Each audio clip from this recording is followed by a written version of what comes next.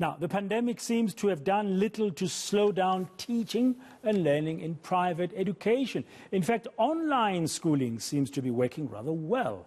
Brainline's matric pupils have managed to score 178 distinctions in the Independent Examination Board results. That's the IEB. The online schools matriculants scored within the top 5% of overall IEB results. Well, lucky them, they've got online education. Well, to tell us all about it is the CEO of Brainline, Ms. Coleen Cronje. Ma'am, good afternoon. Thank you very much for your time. You must be very proud of this set of results.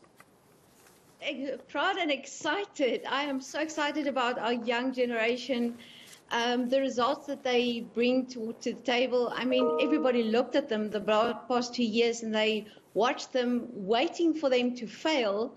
And lo and behold, look at them. They are the stars of the moment. We are so proud. Yeah, 178 distinctions in terms of your Brainline matriculants. Was it in all kinds of subjects? I mean, we always worry about the quality of passes, of course. Of course it is. We have got 2 candidates and we've posted all of their details on our Facebook page with 7 distinctions each, and we are so proud of them. Megan Joint is one of them. And we just want to commend them and say, well done for such hard work. You know, our learners are not your traditional school learners. In other words, they haven't had the opportunity to be in a classroom. They haven't had teachers full-time facing them in the classroom, watching lectures, although we have that all online, but that personal communication has not been there.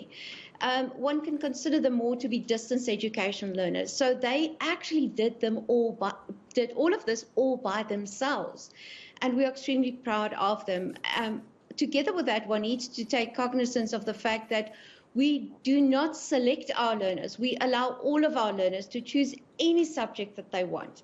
Whether they do mathematics, physical science, mathematical literacy, it doesn't really matter, because for us it's about access to education, giving them the opportunity to write the subjects and to fulfill their own dreams in their own matric certificate. Yeah, it's beautiful to hear you say that they did it all by themselves, but one hopes they had support, because distance learning at the best of times can be really tough. I mean, I was once a student of distance learning many moons ago, but thanks to the support of some people surrounding me. But you do need that little bit of face to face. Now, Brainline is completely virtual, and one would guess, therefore, it's national.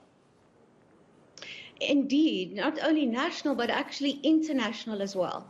If you consider that about 25% of our students are expats all over the world, they are in the United Arab Emirates, they're in China, they're in Australia, they're in America, they are in Africa, they are everywhere. So we're not only national, but we are also international. And that makes online education so extremely promising for what it can bring to learners and the opportunities that it can bring to learners. Yeah, now the pandemic, of course, has made all of us realize that the digital platforms are going to be very key and going forward. So when you look at this performance this year, I mean, I don't know how many students you had, and you're looking ahead. Are there going to be any changes Brainline is going to make for the class of 2022? We intensify what we offer to our students. It's for us the quality of our online classes, making sure that they have as much resources that we can give them, and also bringing in a culture of cohesiveness inside the online learning environment.